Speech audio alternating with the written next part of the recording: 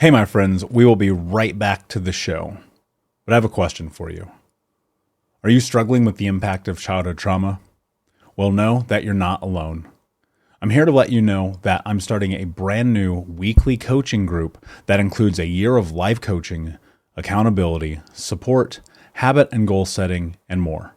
I'm starting a waitlist for the group right now, and I'm only taking a handful of people. And I'll let you know that through this personalized coaching, we'll work together to help you understand how your childhood trauma has shaped your beliefs, behaviors, emotions, and will help you create a roadmap for healing and growth.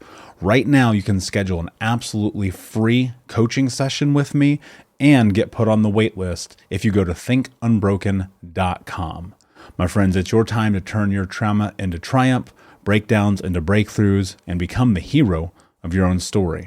And I'm here to support you in doing that. Just go to thinkunbroken.com to register for a free coaching call with me and to get put on the wait list for the brand new weekly coaching program. We'll be right back to the show. But before we do, I want to tell you about today's sponsor, factormeals.com, where if you go to factormeals.com/unbroken50 and use the code unbroken50, you can get 50% off your first order. That's factormeals.com/unbroken50. If you're like me and you are a person who is busy trying to create a life, heal, work on their health, wealth, and relationships, and not to mention deal with the day-to-days of normal life, you do not have time to be going to the grocery store and trying to figure out what you're going to cook every single day of the week. In fact, one time I did the math and I realized I was spending over 15 hours a week at the grocery store and cooking. When I added Factor, I got to use that time for myself, for my family, for my friends, for my community, and for my business. And so if you're in the place where you need some more support in the kitchen, head to factormeals.com/unbroken50 and use the code unbroken50 to get 50% off. Hey, my friends, we will be right back to the show. But I have a question for you. Are you struggling with the impact of childhood trauma? Well, know that you're not alone. I'm here to let you know that I'm starting a brand new weekly coaching group that includes a year of life coaching, accountability, support, habit and goal setting, and more. I'm starting a waitlist for the group right now, and I'm only taking a handful of people. And I'll let you know that through this personalized coaching, we'll work together to help you understand how your childhood trauma has shaped your beliefs, behaviors, emotions, and will help you create a roadmap for healing and growth. Right now, you can schedule an absolutely free coaching session with me and get put on the wait list if you go to thinkunbroken.com. My friends, it's your time to turn your trauma into triumph, breakdowns into breakthroughs, and become the hero of your own story. And I'm here to support you in doing that. Just go to thinkunbroken.com to register for a free coaching call with me and to get put on the wait list for the brand new weekly coaching program. What's up, Unbroken Nation? Hello, my friends. I'm Michael Unbroken, host of the Think Unbroken podcast and founder of thinkunbroken.com. And I'm honored to be your trauma coach and mentor because I believe that everyone is capable of getting unstuck, cultivating self-love, and becoming the hero of their own story. I believe that when implemented correctly, the practical tools and education you will receive from this show will help you lead an unbroken and extraordinary life. I believe that no matter what we come from, that we all have the ability to choose ourselves first, to create and manifest a powerful and grace-filled future and love the reflection in the mirror. I believe that every day is a day to grow, learn, heal, and change. That's why I started my company, thinkunbroken.com, which is an online training and healing and personal growth platform where you get everything that I know about how to get motivated, be accountable, get out of the vortex, and become the hero of your own story through community, connection, and commitment. For more information, visit thinkunbroken.com. Please listen closely as you may learn just one thing that will help you be unbroken. And please share this episode with at least 3 of your friends because we all need community and connection in our healing journey. And be sure to DM me and tag me on Instagram at Michael Unbroken so that I can say hi. I just want to thank you again for being a part of this, for listening, and being a member of the Unbroken Nation. Now, let's get into today's show and make the world unbroken.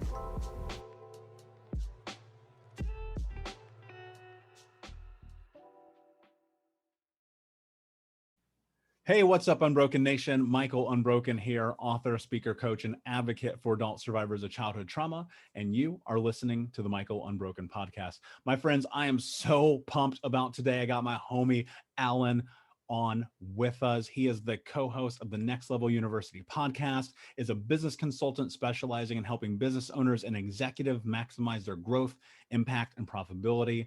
And he has a co-host, Kevin, who isn't with us today, but they have an incredible podcast that you guys are going to want to listen to.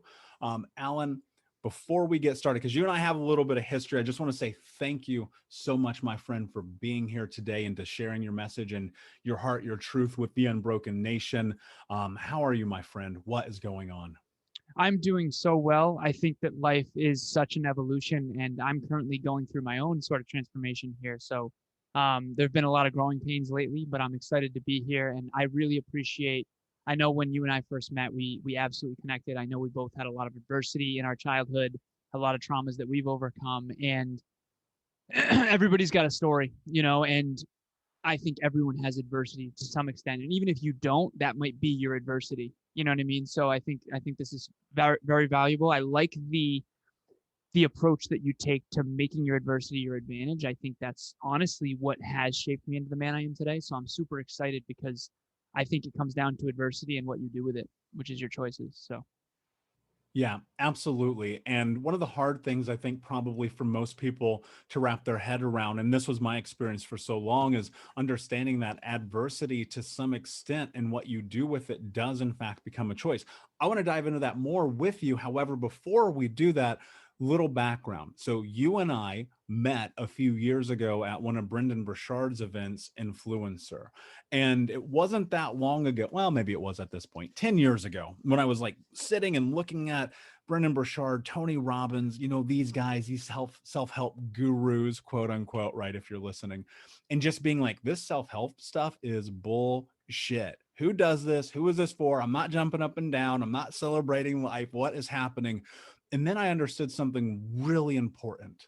And that is, if you're always the smartest person in the room, you're actually the dumbest person in the room. And so I forced myself to go on this personal growth and development journey through self-education. Talk to me quickly, because I'm so curious. How did you end up at Influencer sitting next to me all those years ago? So it actually started when I was very young. I'll try to give you the shortened version, but I was taught from a super, super young age that life is about choices. My mom said, Alan, you can be a CEO or you can be a farmer. I'm going to love you either way.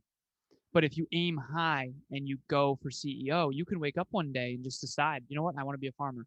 And I actually told that story once, and someone reached out and said, hey, my aunt is a farmer. They work so hard. So if anyone's out there, please don't get offended. My mom was trying to explain it to me when I was like 7 of listen, aim high in life and work hard and you'll have choices. So fast forward a bit. I basically was told that I could take middle school off. So I got straight A's up until that point. My mom said in 8th grade, I could take 8th grade off. I'm sorry, not just middle school, 8th grade. And she said, you got to make me a promise though. If I let you get C's and D's in 8th grade, you got to promise me you'll get the President's Award in high school. And the President's Award in high school basically means you get straight A's and you don't get any B's and you get a 95 or above GPA. I actually have a plaque signed by George Bush. And so she took a chance on me and she trusted that I would do that. And I did. And then I went into the college of my dreams, got a degree, blah, blah, blah. I end up in corporate America and I job hop a lot. And I'm soul searching. I'm super, I say this, I was a 1% earner by the age of 24. And the reason I say that is because of the truth of the matter. You've heard money doesn't buy happiness. A lot of people say that, okay? I actually reframe it. Money does not buy fulfillment. But lack of money can create pain.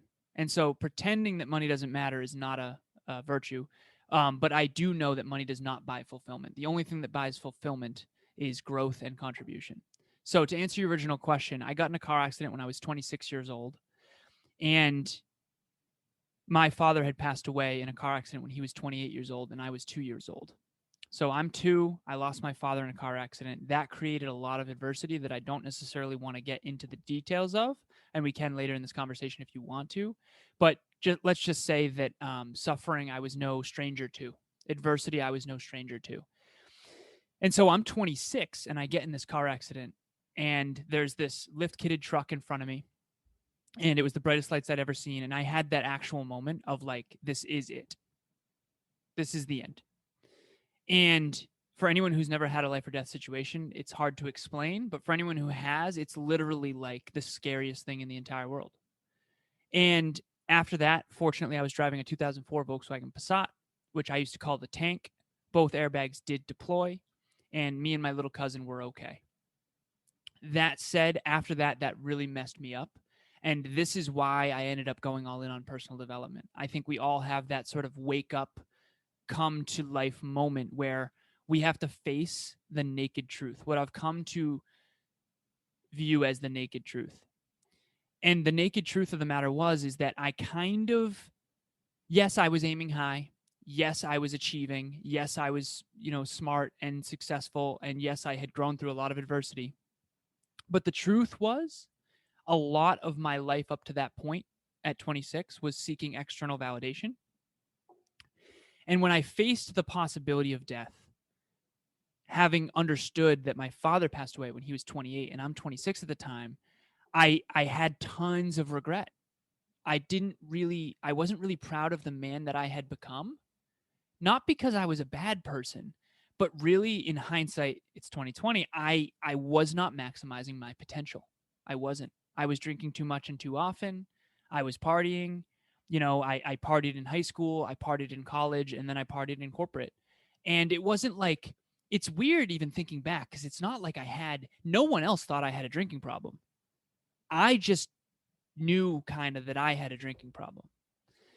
And every single time I would choose to drink rather than read a personal development book or better myself, or it's almost like it just took a self-respect hit. And so I had all that regret at 26, and that's when I turned everything around. So I now live by this quote that hopefully will resonate. You cannot see the stars during the day. They are always there. But sometimes it takes the darkness to see what you simply could not within the light. The brightest star in the sky, the North Star, I wear a North Star around my neck, and it guides me, especially when I'm in the dark.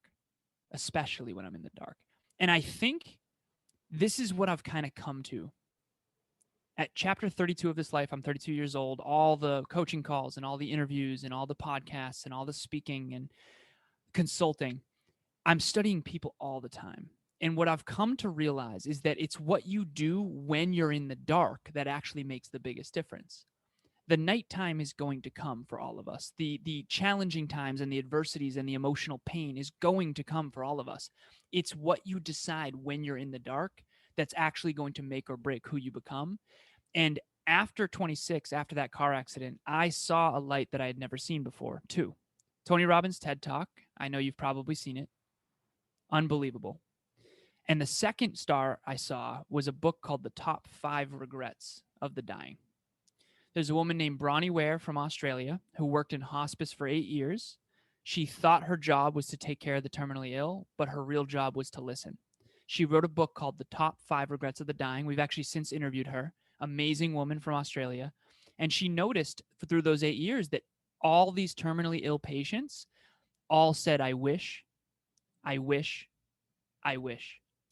And I, to this day, have a flashcard in my pocket with all 5 regrets. The number 1 regret of the dying is I wish I had lived a life true to myself and not what others expected of me. So, long story long here. That's how I ended up going all in on personal development. After that, I was all in. And the reason why, and I often say this, I got so far to hell no when I almost passed away in that car accident and had to face my own mortality that I went all in on hell yes. And I decided to go all in on my dreams, and most importantly, all in on self-improvement, all in on personal development. And ever since then, here I am 6 years later, almost 7 years later.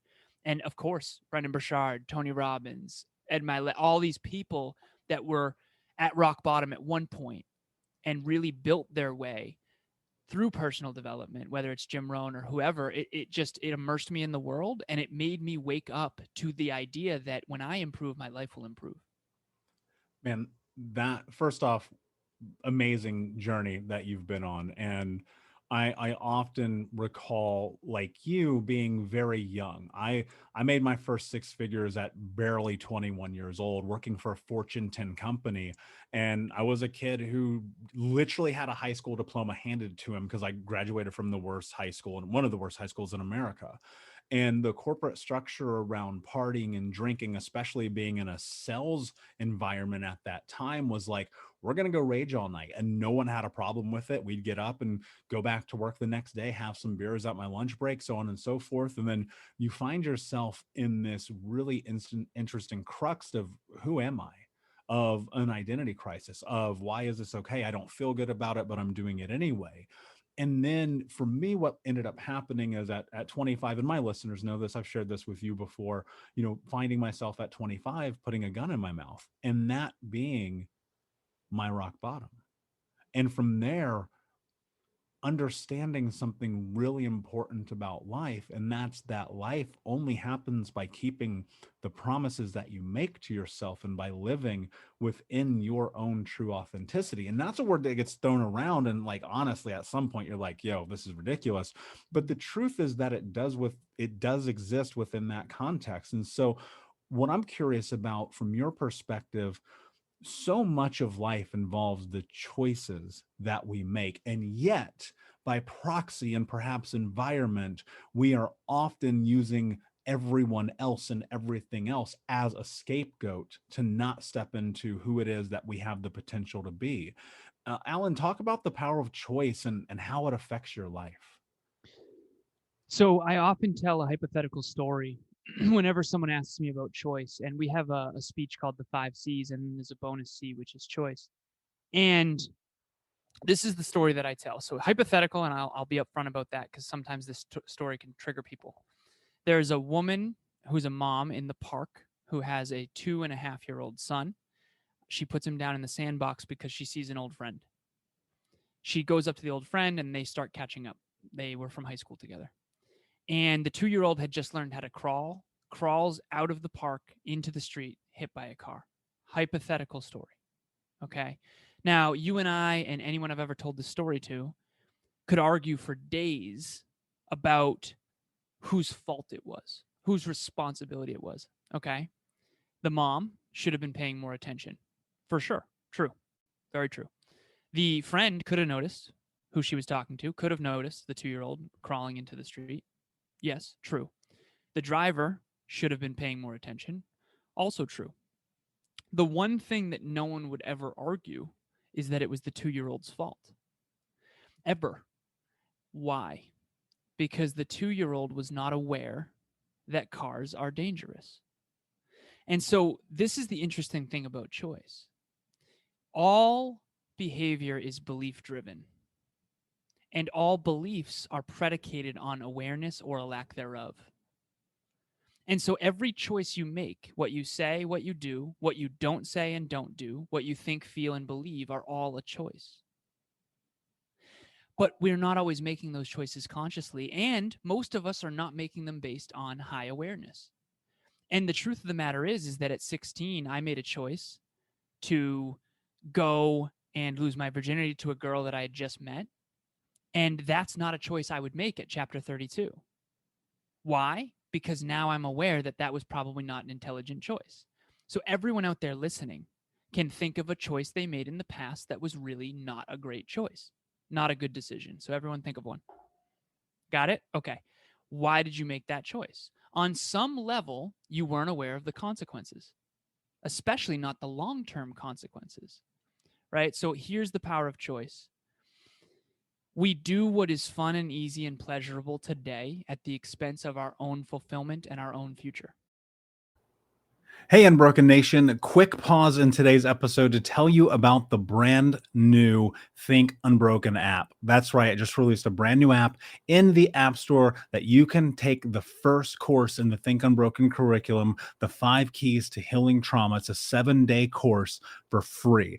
All you have to do is go into your App Store right now. You can pause this video and search Think Unbroken. That's on both Apple and Android. And you can take the Think Unbroken 5 Keys to Healing Trauma 7-day course for free. This is daily coaching from me, it's daily activities, daily check-ins. I built this course in this app specifically to bring huge value to you in your life, where you're at and what you're trying to do and going next and becoming the hero of your own story. So check out the App Store again, Apple and Android. Just simply search Think Unbroken and you will see the Think Unbroken app. And until next time, my friend, be unbroken. Or we do what is hard and necessary and virtuous today for our future and for fulfillment. I think that choice comes down to this. I think we have a misunderstanding of what to optimize for, and I'll give you a little more clarity on that. How many times have you heard someone say, "I just want to be happy"? But the problem is, do we actually know how to do that? And do we know how to sustain it? See, I think happiness is misdefined in most people's subconscious, and therefore they're optimizing for the wrong thing. What most people think is happy, they actually is actually pleasure. Hardcore example, but it super makes sense, and it's a way to really get this point home. Watching porn will never fulfill you. Having sex with the love of your life is fulfilling, but also pleasurable. See, if you're optimizing for fulfillment, you're going to have pleasure along the way versus the donut or the porn or the vice, whatever it is, the alcohol, like you mentioned. See, one of them is a self-respect hit. One of them is a self-love hit. One of them is a self-esteem hit. You mentioned keeping the promises you make to yourself. See, some people have let themselves down so much and so often that they stopped making promises. But when you stop making promises, you stop building self-esteem. When you stop building self-esteem, you stop dreaming. When you stop dreaming, you start losing hope. And when you lose hope and you lose that brighter future and you lose self-belief, of course you're going to have to try to fill that void with pleasure. And it's this nasty cycle of being stuck. What happened to you at 25 after rock bottom is you decided no more, never again. That's it. I'm going to start actually making and keeping the promises that I make to myself. And then that has snowballed. And here you are, this incredible, inspiring human being that all of us are capable of being if we actually made the decision and stayed committed along the way. Alan, in what I'll challenge you here, just so we can create something of value for people listening or watching. Easier said than done, right? And people will look at people like you and I and go, somehow they're special. But Alan, I'll tell you a secret. I'm not special. I don't know shit. I'm not any different than any other human being on planet Earth, other than the fact that when I make declarations, I do everything within my power to see them through. And that requires a tremendous amount of sacrifice, as you know. And this is community, relationships, employment, career, entrepreneurship, having a podcast. There's always a sacrifice on the backside of moving towards your dream. But it all starts very simply, in my belief, about what you believe. Because what you think is what you speak, and what you speak becomes your action, and your action ultimately becomes your reality. Talk to me about the way that you used to talk to yourself prior to that accident and then after. The way that it's a great question. I've never been asked that question before, so I'm going to really think on this one. Okay. How did I used to talk to myself versus the way that I do now? I think the way I used to talk to myself, it's almost like this. I don't feel like I did it as consciously. So I almost can't answer it. I almost can't answer the question because I wasn't thinking about how I was thinking. So it's like I can't tell you how I was talking to myself because I wasn't thinking about how I was talking to myself. At least not nearly as much as I am now. Whereas now I have all these questions rolling through my mind constantly. Am I maximizing my potential? What's the greatest use of my time right now? Where am I trading in pleasure at the expense of fulfillment? What can I do today that will make my future self happy or fulfilled? Like I'm now very. We used to have a podcast called the Hyperconscious Podcast. We rebranded to Next Level University. Hyperconscious means acutely aware. So to be transparent and honest here, I was not acutely aware of the way I used to talk to myself. I was not acutely aware of the way I used to think. I was a little bit on autopilot. And in comparison to the way I am now, I was a lot of bit on autopilot. And the unexamined life is not worth living. Socrates said that. I am now examining my life so frequently. Like every coaching call is a check out to check back in with my clients. Every conversation with my girlfriend now, like it all has to do with contemplating myself, contemplating life, contemplating the economy, contemplating philosophy, contemplating. And I think that the way I used to talk to myself was it was probably, this is who I think I am. This is what I'm going to do. And honestly, here's the best way I can sum it up. The way that I used to live was the way that I think I should live. Now the way I live is the way I believe is aligned with my highest self. Whereas before it was kind of downloads from my environment. Like I had my true north, like Steve Jobs was my hero. I wanted to be a Fortune 50 CEO, but I feel like that was what I thought I was supposed to do. Whereas now I'm doing what I believe is best. And it's not based on anything outside of myself, really. Of course, it's based on my understanding, but it's more of an inner compass that I follow now. And honestly, I even say often, Emilia and I will talk, my girlfriend, and I'll say, I just got a download earlier, sweetheart. I want to share this with you. And what I mean by a download, you can call it infinite intelligence. You can call it a subconscious breakthrough. You can call it spiritual guidance. You can call it intuition. I got a download and I feel compelled to share it. That inner compass that I have, I'm telling you, after my car accident, man, I just stopped listening to anyone outside of me. And I started finally listening to my own intuition and my own emotional, mental, and spiritual guidance system.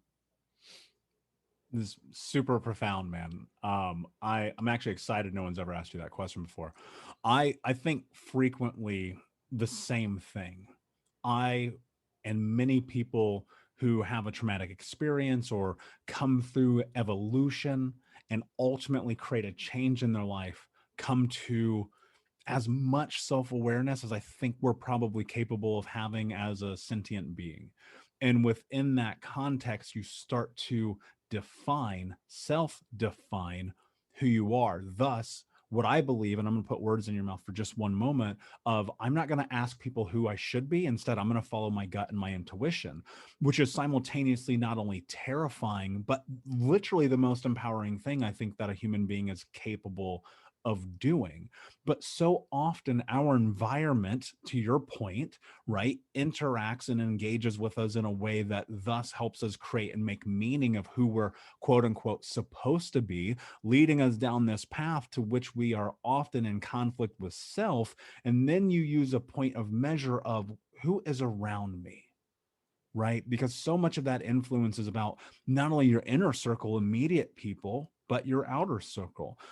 Were there times in now, especially let's talk post accident, right? This moment, this breakthrough, where you had to redefine your inner circle? And if so, how did you change that? Yeah, I often talk. Have you read the book 7 Habits of Highly Effective People? Yeah, By Stephen I'm Covey? Covey certified, actually. Okay, fire. Yeah, that's right. We talked about that. So you know how he has the pleasure center and the family center and all the different centers? In order to answer your question, I think we should start there.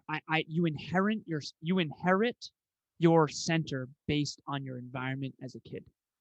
So we're all born naked, scared, and ignorant with a pristine hard drive, a pristine, the only fears we have are the fear of falling and the fear of loud noises. Everything else is downloaded. I always say we're born limitless and taught to be limited. And so I inherited a pleasure-centered paradigm. My mom and stepdad, so after my father passed away, I had a stepdad until I was 14 years old. And then he left, and that's another story. But they had a very pleasure-centered paradigm, whether they are aware of it or not. They just they believed subconsciously that life was about fun. And because of that, they did all the things that are quote unquote fun. And so to answer your original question, I want all your listeners out there to think about this. Like, what paradigm did I inherit? A pleasure-centered paradigm is basically a deep subconscious belief that what's pleasurable is good.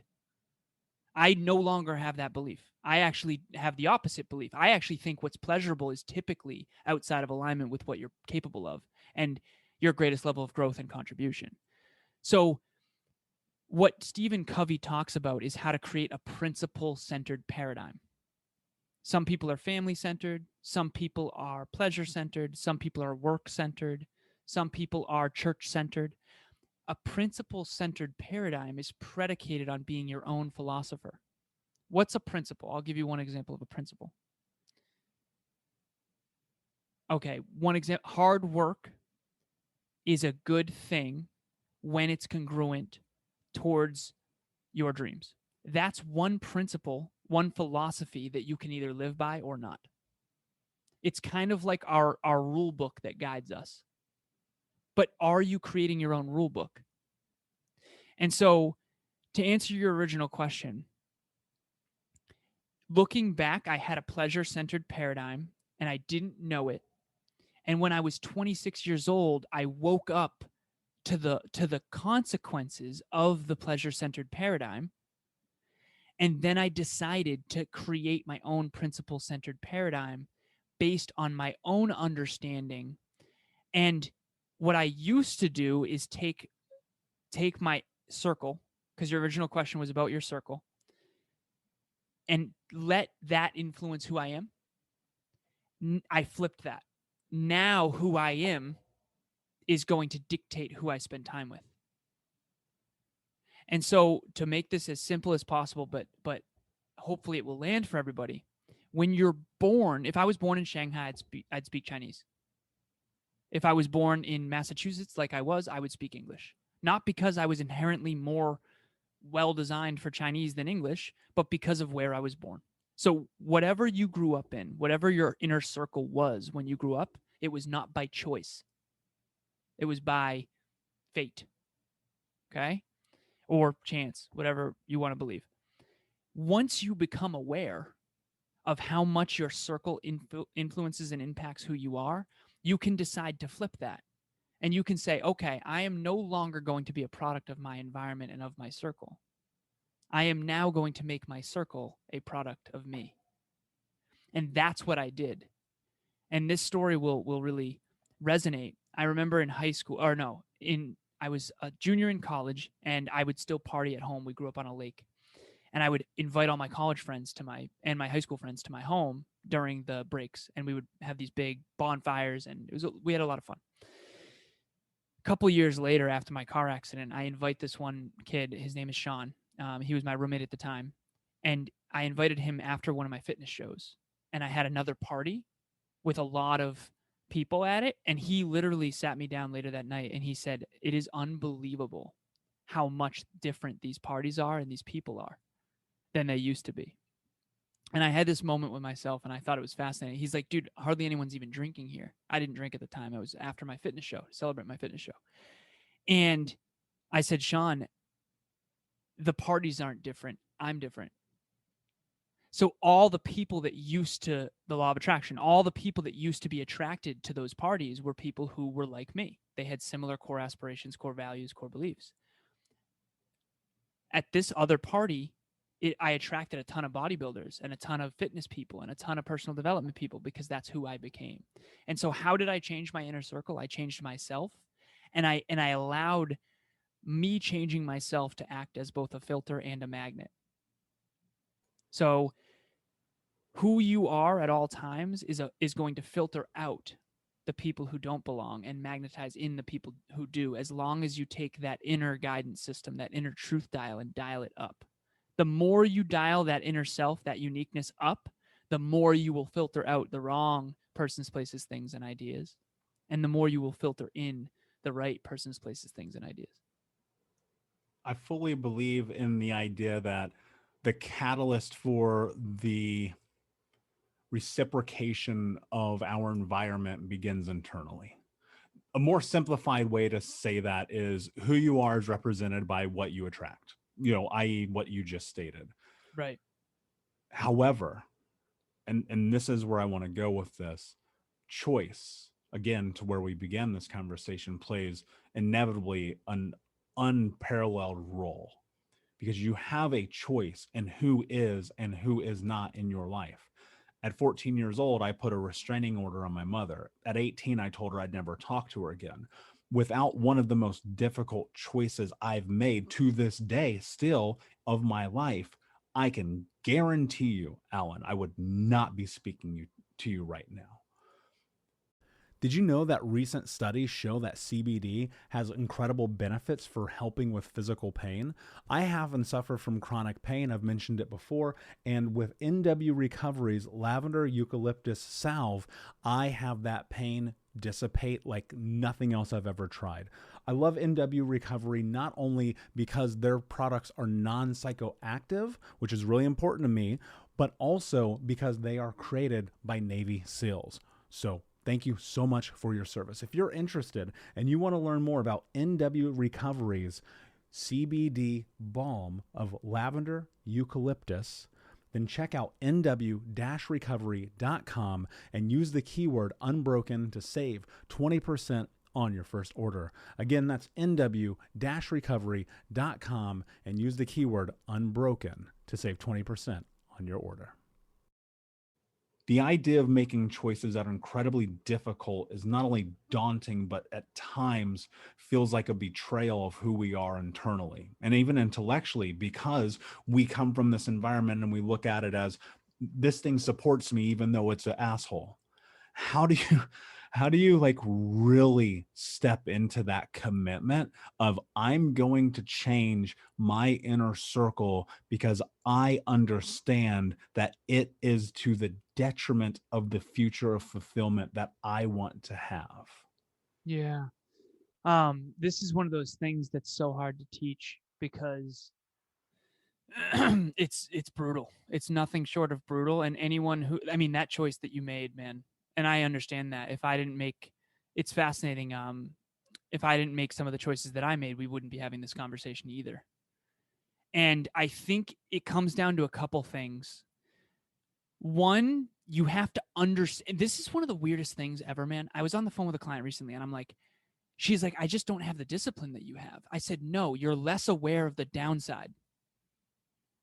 That's all it is. I feel like I know what this future is that is possible. And if I don't show up for my highest self today, I know that takes a hit. Your inner circle, like you said, if you don't understand how much it impacts your future. So if your listeners are out there and they want me to answer this question about how do you make those hard choices about your inner circle, if you understood, if I could sit there and say, you're not going to achieve your dreams, you're not going to have the impact you want to have, you're going to have regret, you're going to potentially be broke, you might end up getting divorced, you will not be fulfilled, and your kids will know that you're not fulfilled because they can tell energetically. Like, if you knew the downside of the 10, 20, 30 years out, you would definitely change your inner circle today. And this is the thing, man. I'm 32 years old, and I went for Father's Day. Kevin and I always spend Father's Day together because we both grew up without fathers, and we're actually starting a charity called the Next Level Hope Foundation, which is going to be unbelievable. But every Father's Day since we started working together, we spend together because that's traditionally been a fairly sad day for us. And now we get together and we talk about our goals and our dreams. And eventually we want to also do that for kids without fathers, boys without fathers as well. But I went back to my old home. We grew up on a lake and we went fishing, and we've since sold the home. Like, it's not, I don't own it anymore, which was also weird being home without it being home, And we had a competition. 13 fish were caught. I'm not going to say any numbers, but Kevin only caught 5 of them. You know what I mean? So, we know who won. No, I'm just joking. But I remember thinking to myself, I had all these memories flooding me. And I realized in hindsight that most of the environments that I found myself in, I think that I didn't make the tough choices as much as I should have. And honestly, and I'm going to take full ownership. I told you at the beginning of this episode that I was in an interesting growth phase. Here's why. I agree with what you're saying. Not changing your inner circle will affect your life more than anything else that I'm aware of. And I didn't change it quick enough. I eventually changed it, man. I eventually got unstuck, but I'll tell you what, that I kept people for a few more chapters than I should have, and that's the God honest truth. And I'll tell you what, I made a new decision recently. My new decision, and this was a self decision. I said from now on, my goal is to help people maximize their potential. That's who I am. That's who I've always been, even when I didn't know I was doing it. The only way to do that is to add value to people. And what I've figured out is I can't add value to people if they don't value me. So this is the decision I made. Simple but difficult. I will no longer spend or invest any more time, energy, or money anymore into anyone who does not value me at a level 10. That sounds hardcore, but here's my reasoning. Anytime I've ever not had the courage to trust my intuition when it came to people, I always regretted it. And I know spiritually that my calling is not going to manifest if I don't make those hard, courageous choices. And what's been fascinating is that I've had a lot of people who didn't value me at a level 10 actually come back and value me at a 12. And say, hey, man, I was a real dick to you at the beginning of your dreams. I'm so sorry. Can we jump on a 30-minute call? You know why? Because I chose to value myself. And that's what I have faith in. I'm putting my faith in that. My faith is in my own alignment with my own highest self and trusting that the right persons, places, things, and ideas will be attracted to me rather than trying to fight to try to stay in the lives of other people. That's powerful, man. And congratulations for making that choice, because the only way you create change in your life is by creating change. And I really want people to hone in on what you just said. You said something, and you may not even caught it in that moment, which was a very binary statement. I will, for the lack of a better way to put this, I believe that the way that we think about who we are in the world, there is no space for gray area. I believe gray area exists in a lot of elements of being a human being, but not in the way we show up. And what I mean by that is, you said, I am the kind of person that. This is a very yes or no statement. And when you get incredibly clear, concise, and poignant about the person that you are, while in alignment with your values, your wants, needs, interests, and you didn't use this word, but I will add it, boundaries, the world will thus reflect that. But there is a requirement that you didn't touch on that I know is a part of who you are, because we happen to know each other, which makes this a level of depth that I don't always get to share. You deploy consistency in your life. Because when we met years ago, you said to me, I foresee my life being this. And I told you, Alan, I foresee my life being this. Yeah. And here we are intersecting again in a very different dynamic and parameter and paradigm than when we met years ago, sitting next to each other in the crowd. Mm-hmm. Talk to me about the power of consistency in your life.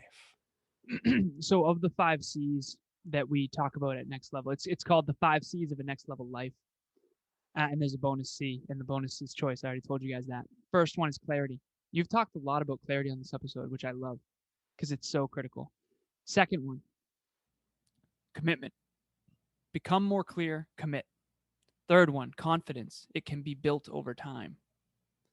Fourth one, consistency. That's my favorite one, other than choice. And then the last one is community, which is your inner circle. We're actually touching on all of them you didn't even know about them, which is just so cool how this is working. And then the sixth one, the bonus one, is choice, consistency. Okay. I think the first thing to understand about consistency, this is a simple statement. We interviewed Stephen Kotler. You know who Stephen Kotler is? Okay. Just wrote a book called The Art of Impossible. Unbelievable book, man. Just neuroscience for days, and it's excellent. Great interview. He has one quote in that book that I absolutely adore. He said, very little is actually impossible given a decade. Fire. It's like, that's true. I reversed it. I inverse things. I'm a math guy. Almost nothing is possible given a day. You and I want to do the splits tomorrow? Can't do it. You want to climb Mount Everest tomorrow? Can't do it.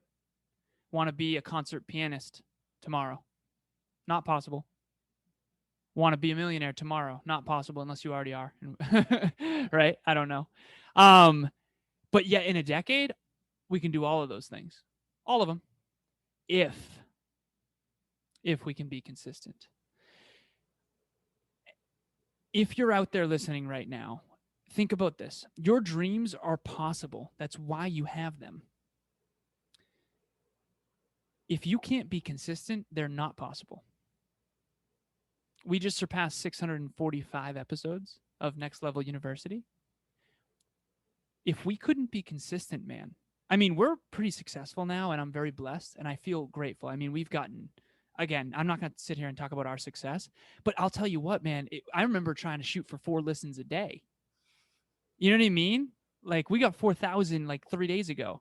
It's like, I remember 4 a day was like I remember a good week was like 20 listens. You know what I mean? We have clients now, tons of podcasters, and they're I'm like, guys, you're way ahead of us.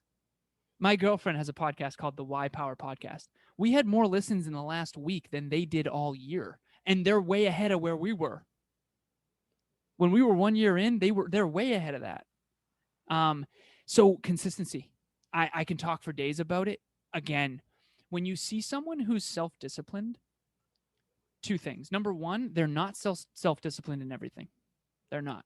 Most people who are healthy aren't wealthy. Most people who are wealthy aren't healthy. Most people who are healthy and wealthy don't have a great intimate relationship. Very few people do it all, and it's why it's really challenging. I'm trying to do it all. It's very, very difficult. Health, wealth, and love. That's what our slogan is. So number 1, it's really difficult to be consistent in everything, so choose wisely. Number 2, I am not more disciplined than you. I'm more aware of the downside of discipline. I'm gonna rephrase that, and I'm gonna land it even better. I am not naturally more self-disciplined than anyone listening. I've developed more self-discipline and consistency because I'm more aware of the long-term mathematical downside of inconsistency. Albert Einstein called the law of compounding the 8th wonder of the world. We had more listens last week than we did the entire first year. I'm not more into consistency than anyone else. I'm just more aware of how little you can achieve without it. And that's what I want to give to your listeners. Like, there's no reason, okay, exercise for 20 minutes a day. Everyone can do that. Can. Totally possible, unless you're in a wheelchair or something extreme, in which case, I'm so sorry. But in theory, it's easy. In practice, consistency is one of the hardest things in the world. I actually think human beings are some of the most inconsistent creatures on the planet, genuinely, and I think that's empowering, actually, because now you can fight against inconsistency and actually be consistent. If you look at all the most successful people at their craft, they all have that one thing that never stopped.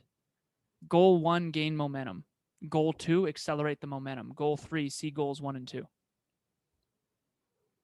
Yeah, I love it, man.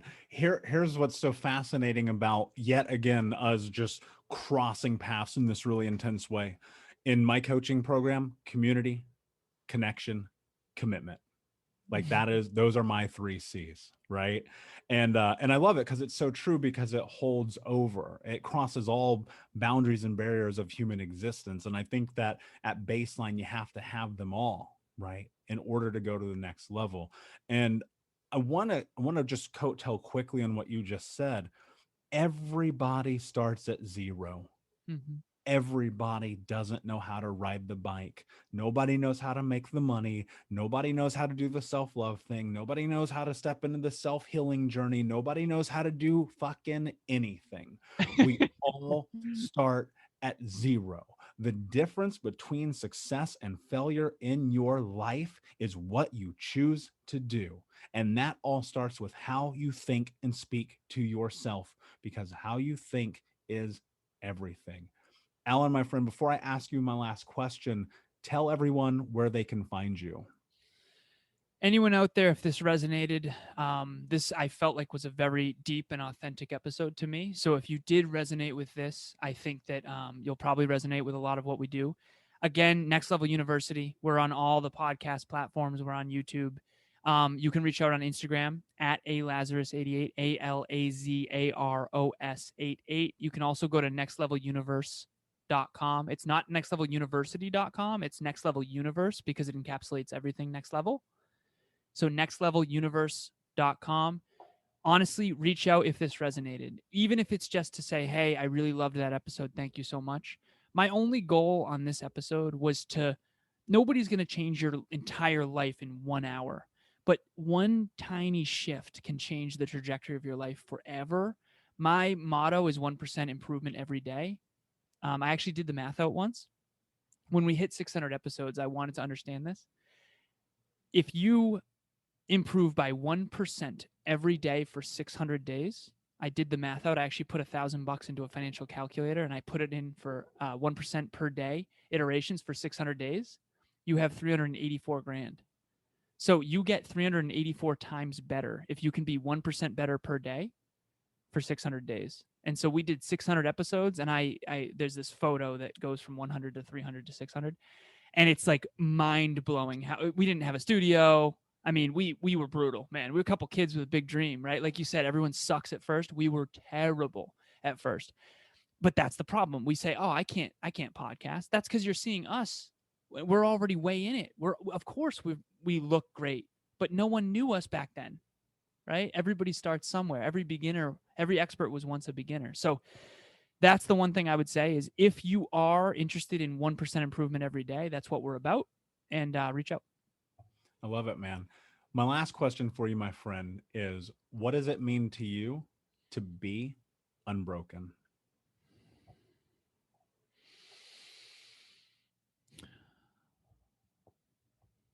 I really appreciate the question.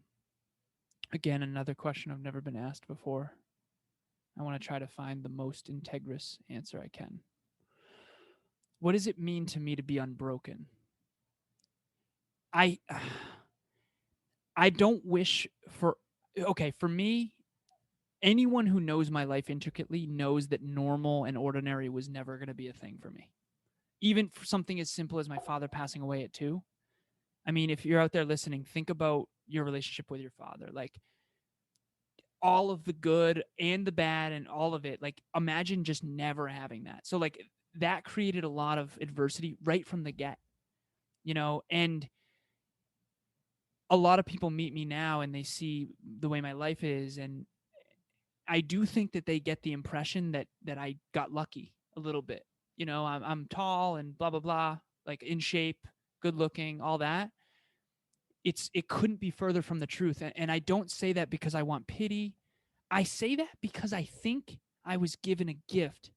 And here's what the gift was. What does it mean to be unbroken? I had so much self-belief and so much adversity, which is what created so much strength. What it means to be unbroken is I whatever this is that I've built, it's so powerful and so unique, and it only ever got stronger through all the shit. It only ever got stronger. Dude, I was talking to my girlfriend last night about this. And she asked me about Father's Day and what it was like to go back to my old town. And I said, babe, I mean, honestly, really bad.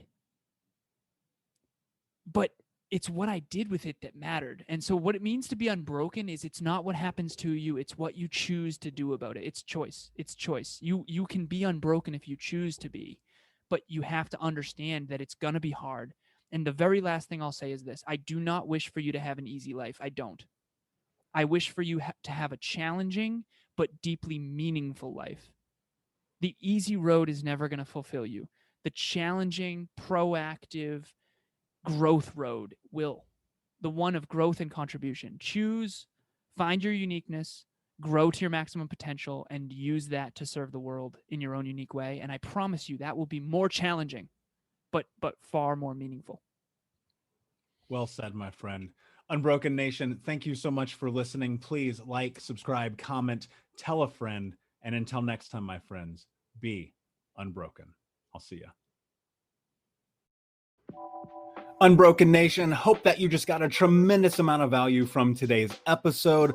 I want to know what you think. Please do me a favor and review, rate, and share the episode with 3 friends on social media today. It would mean the world if you did, because ultimately at the end of the day, creating community and connection is how we heal generational trauma in the world. And I need your help to do that, Unbroken Nation. So if you're on iTunes or Spotify or wherever you are, please like, comment, share, review. I want to know not only what you like about the show, but how I can make the show better, how I can make this further about helping you on your healing journey. So do me a favor, and when you do, shoot me a screenshot of you making the review to my DM at Michael Unbroken on Instagram so that I can have a conversation with you, say hi, and more importantly, so I can share it with the Unbroken Nation.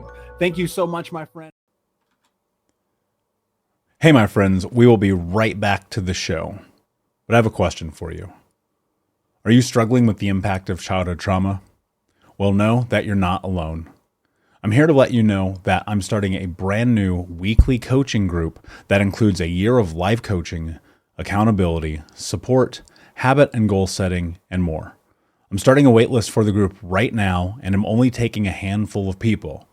And I'll let you know that through this personalized coaching, we'll work together to help you understand how your childhood trauma has shaped your beliefs, behaviors, emotions, and will help you create a roadmap for healing and growth. Right now, you can schedule an absolutely free coaching session with me and get put on the wait list if you go to thinkunbroken.com. My friends, it's your time to turn your trauma into triumph, breakdowns into breakthroughs, and become the hero of your own story. And I'm here to support you in doing that. Just go to thinkunbroken.com to register for a free coaching call with me and to get put on the wait list for the brand new weekly coaching program.